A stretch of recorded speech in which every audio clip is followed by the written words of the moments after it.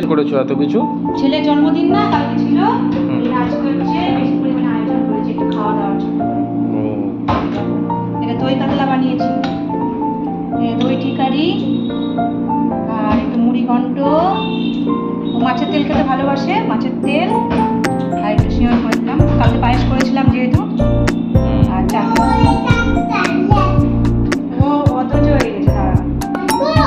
দাঁড়াও মহারাজ, আসুন আসুন, দাঁড়াও, আসবেন না, আসবেন না, দাঁড়ান দাঁড়ান দাঁড়ান, আসবেন না, আসুন মহারাজ, আসুন আসুন। ওই যে তোমার খাবার বানিয়েছিলাম আজকে জন্মদিন স্পেশাল। কেমন লাগছে দেখো।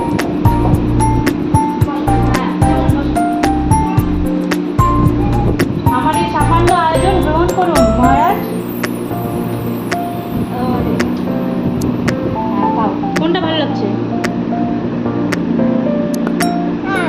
এই দই কাতলা বানিয়েছে দেখো।